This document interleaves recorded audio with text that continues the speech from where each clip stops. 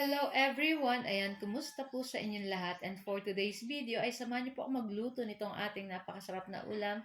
Walang iba kundi itong ating fried chicken and magpapaksiw po tayo ng isdang galunggong and iinitin natin yung ating natirang ginataang kalabasa kahapon. So yun na nga, meron tayo dito nga galunggong na nabiling sariwang-sariwa at syempre nugasan na po natin. And then sangkapan na natin yan ng bawang, luya, sibuyas, pamintang durog, and syempre maglalagay tayo ng asin at saka suka. Ayan, para sa ating pampalasa dito sa ating paksiw na galunggong. Ayan. Tapos maglagay na tayo dyan ng suka and maglagay rin po tayo ng konting tubig para may sabaw-sabaw po yung ating paksiw. Tapos ayan, lulutuin na natin yan sa katamtamang apoy. And sa kabilang gas stove naman, ayan, nagpiprito na rin ako nitong ating fried chicken. So, ayan, meron akong binabad ditong manok.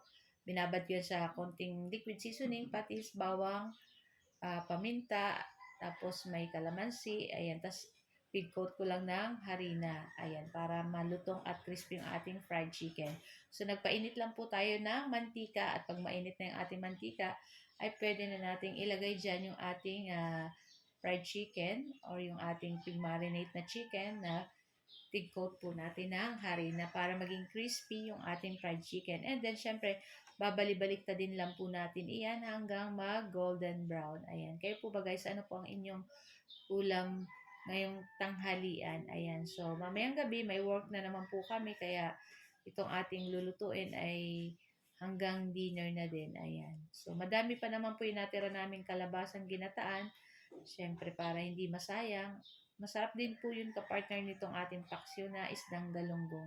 So, yung ating paksiw na galunggong, hindi naman po kumakain ng ganun yung aking mga anak. Mahina po sila pagdating sa ganun. Kaya, fried chicken na lang guys sa kanila. So, ayan na nga. At, check natin yung ating isdang galunggong. So, ayan na nga. At, luto na rin to guys. Pwede na natin patayin yung apoy nito. So, set aside na lang yun. And then, itong ating manok, ayan, balibalik din lang natin. At pag ganito na yung color, guys, pwede na po natin yan hanguin. So, masarap po itong ating fried chicken kasi nababad natin ng mga 2 oras sa kalamansi, sa paminta, bawang. Ayan. Tapos, ayan na nga, pakaluto ng ating manok. Ito namang ating kalabasa, ayan. Iinitin lang natin iyan.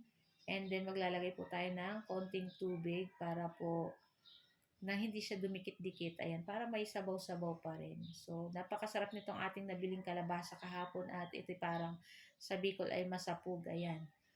So, na nga at ready na rin po kami kumain. So, nagprito lang kami ng ilang pirasong manok kasi para mamaya meron pa silang ulam. Ayan. So guys, ito lang po ang aming video today at sana po nag-enjoy kayo. Huwag niyo po sanang kalimutan mag-like, comment at pa-share na rin po ng ating video. Huwag niyo na rin po sanang kalimutan mag-like at follow para palagi po updated sa mga bagong video. Ciao!